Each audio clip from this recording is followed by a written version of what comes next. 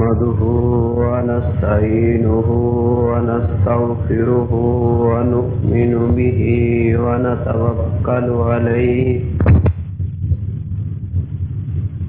ونعوذ بالله من شرور أنفسنا ومن سيئات أعمالنا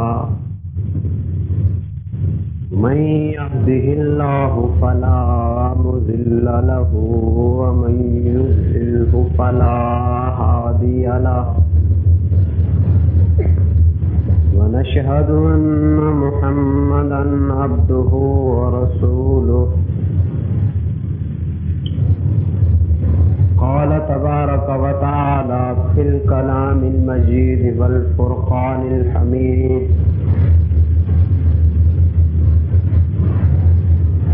لقد رضي الله عنهم إذ يبايعونك تحت الشجرة وقال تبارك وتعالى في مقام آخر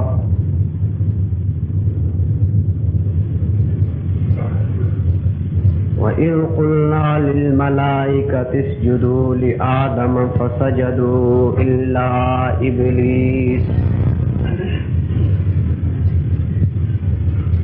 اما بعد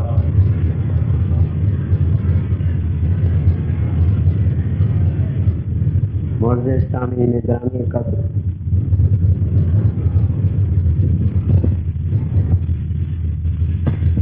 ابھی میں طفل مکتب ہوں، نہ واعظ ہوں نہ فرزانہ.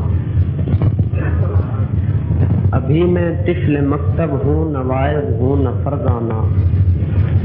صدا دل میں گونجی ہے، سنا دو حق کا پروان.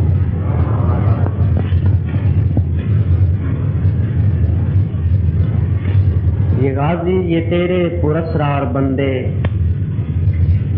جنہیں تو نے بخشا ہے ذوق خدائی. دنی من کی ٹھوکر سے صحرا و دریا، دنی من کی ٹھوکر سے صحرا و دریا، سمٹ کر پہاڑ ان کی ہیبت سرائی. معزز سامعین گرامی قدر، آپ کے اس شہر کے جید علماء کرام یہاں اسٹیج پر موجود ہیں. ان کی موجودگی میں آپ کے سامنے میرا عرض کرنا گویا کہ یوں ہے چراغ دکھانا. میں اپنی کم علمی کم فہمی کا اعتراف کرتے ہوئے آپ کے سامنے چند گزارشات پیش کروں گا. دعا فرمائیں کہ اللہ تعالیٰ مجھے حق سچ کہنے کی توفیق نصیب فرمائے.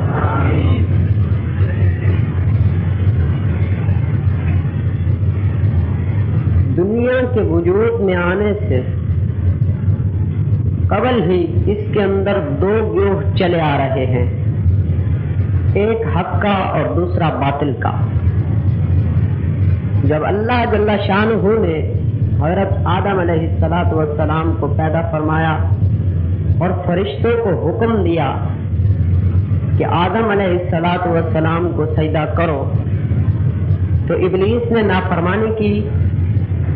اللہ تعالی نے اپنے دربار سے اسے بھگا دیا، اپنے دربار سے خارج کر دیا، اور قرآن کے الفاظ میں یوں ہے کہ وَكَانَ مِنَ الْكَافِرِينَ، وہ انکار کرنے والوں میں سے ہو گیا. ابتدا میں آدم علیہ السلام کے مقابلے میں شیطان آیا. اسی طریقے سے چلتے آئے حق و باطل آپس میں مارکا آرا ہوتا آیا. ایک جانب انسان کو یہ عزت و عظمت دی گئی کہ وہ مسجود ملائک بنا ہے،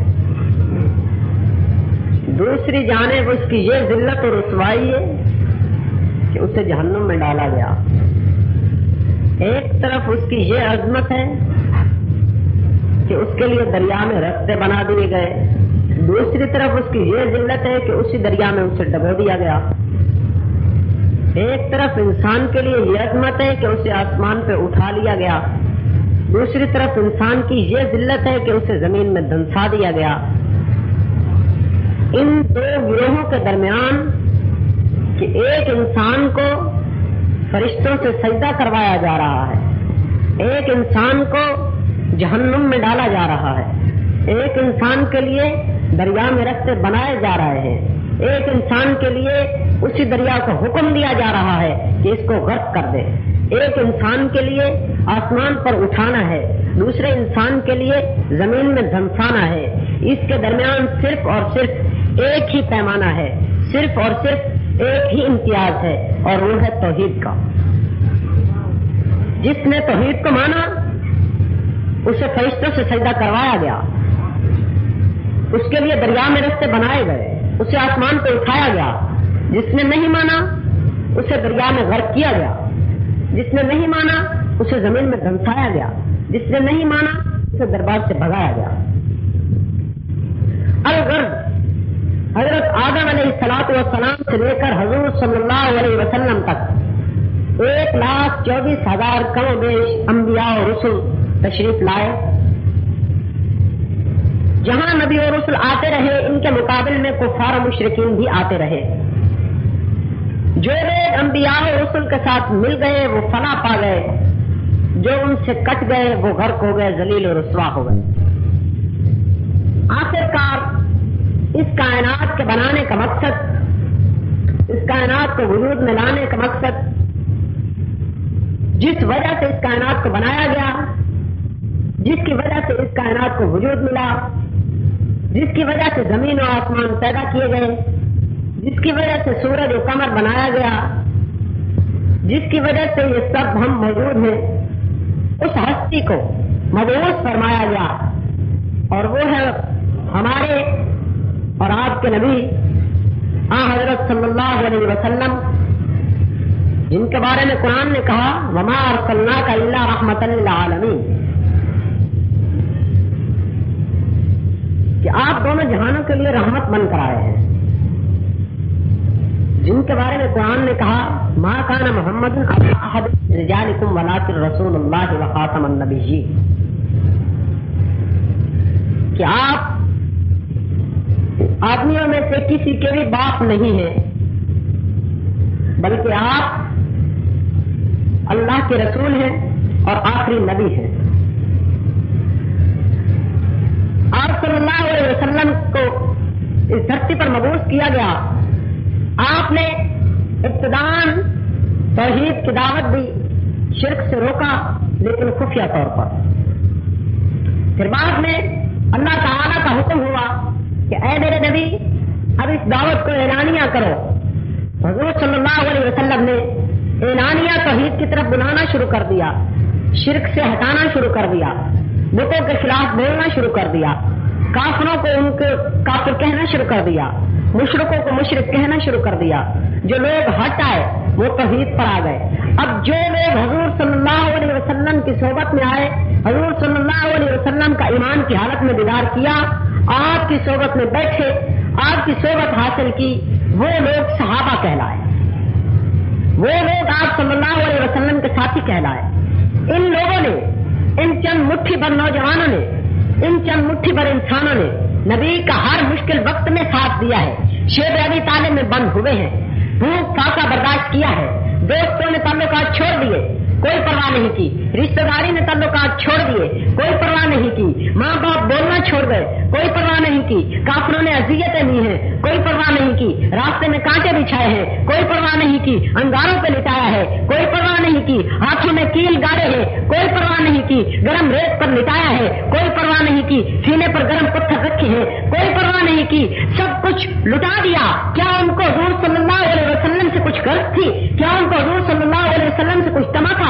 کیا ان کو حضور صلی اللہ علیہ وسلم سے کچھ لالچ تھی؟ نہیں، ان کو کسی قسم کی کوئی لالچ نہیں تھی، کسی قسم کی کوئی تما نہیں تھی، کسی قسم کی کوئی حرص نہیں تھی۔ ان کے لیے صرف اور صرف ایک ہی مقصود تھا، وہ تھا رضائے الہی، کہ ہمارا اللہ ہم سے راضی ہو جائے، ہم اسے ایک اللہ کے ماننے والے بن جائیں، ہم توحید کے قائل بن جائیں، شرک سے رک جائیں، کفر سے رک جائیں، بدعات سے رک جائیں، تمام تر غلیظات و بدعیات سے رک جائیں، اور ایک اللہ کے ماننے والے بن جائیں، اس کے رسول کے اتباع کرنے والے بن جائیں۔ ان کے اندر صرف اور صرف ایک ہی بات تھی کہ ہمارا اللہ راضی ہو جائے۔ جب وہ راضی ہو گیا تو ہر قسم کی نعمت ان میں آ گئی، انہیں کسی قسم کا حضور صلی اللہ علیہ وسلم سے کوئی لالچ نہیں تھا، اور اگر لالچ ہو بھی تو وہ بھی کس سستی سے کہ جس کے چولہے میں ایک ماہ تک آگ نہیں جلتی، جس کے چولہے میں گھاس اگائے، وہ بھی اس سستی سے کہ جو بھوک کی وجہ سے پیٹ پر پتھر باندھے رکھے، لالچ اس سستی سے ہو۔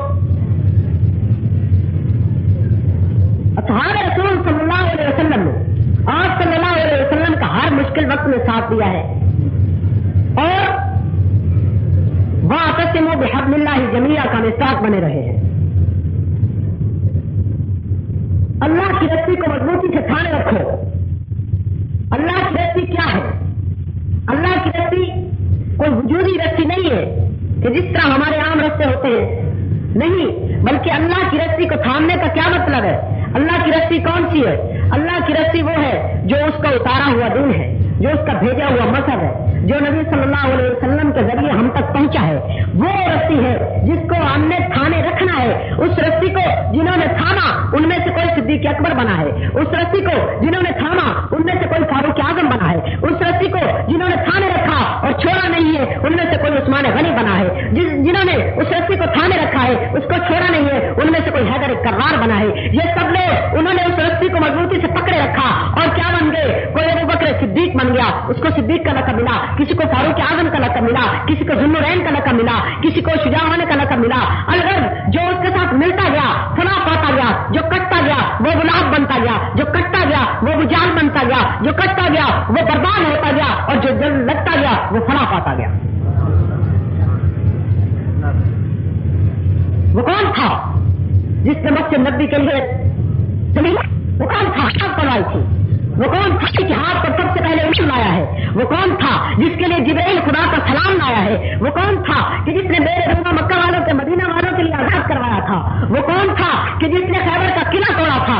یہی صحابہ تھے، یہی نبی کے پیروکار تھے، یہی نبی کے جانثار تھے جن کے بارے میں شاعر مشرق نے کہا ہے، تو ہی کہہ دے کھڑا در خیبر کس نے، شہر کیفر کا جو تھا اس کو کیا سرکت کس نے، توڑے مخلوق خداوندوں کے پیکر کس نے، کاٹ کر رکھ دیے کفار کے لشکر کس نے۔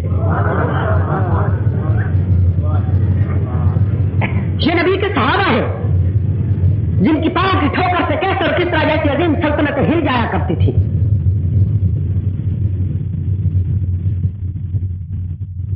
ان صحابہ کے بارے میں، ان نبی کے جانثاروں کے بارے میں شیعہ نے زبان کھولنی شروع کی، زبان درازی کرنی شروع کی کہ صحابہ میں سے سوائے تین کے علی اعوذ باللہ سب کے سب مرتد ہو گئے تھے۔ یہیں تک محدود نہیں رہا، قرآن کو بھی تبدیل کر دیا، قرآن کے حق میں بھی بکواسات مارے، حضور صلی اللہ علیہ وسلم کے حق میں بھی لغویات بکی، خدا کی توحید کو بھی نہیں مانا ہے۔ اللہ تعالیٰ کے متعلق ان کا یہ عقیدہ ہے کہ خدا دوست دشمن کی پہچان نہیں کر سکتا، خدا بندوں کی عقل کا محکوم ہے۔ خدا نبی کے صحابہ سے ڈرتا تھا، کس طرح ڈرتا تھا؟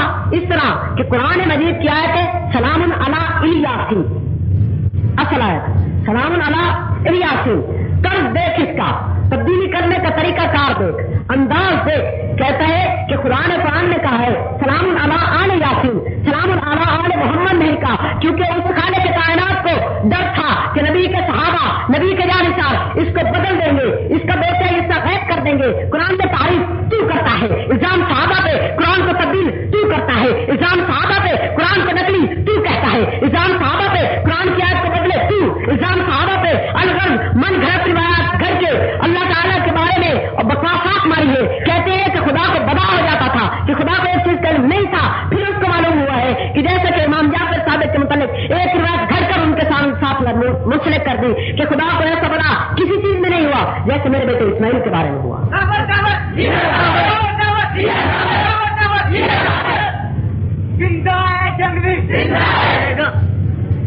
قرآن میں تبدیلی کیوں کرتا ہے؟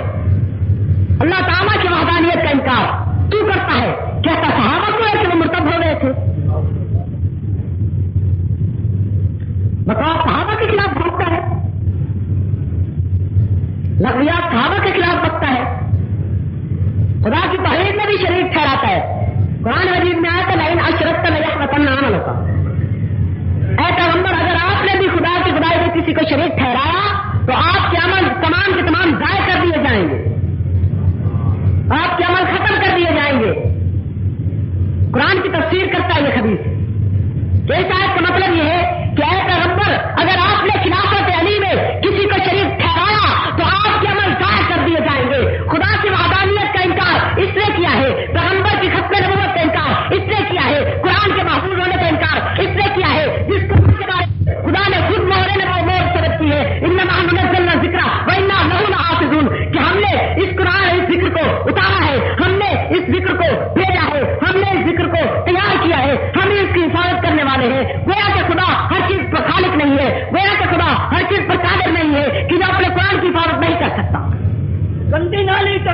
چیرا شیعہ چورا گندی نالی کا گندا چیرا.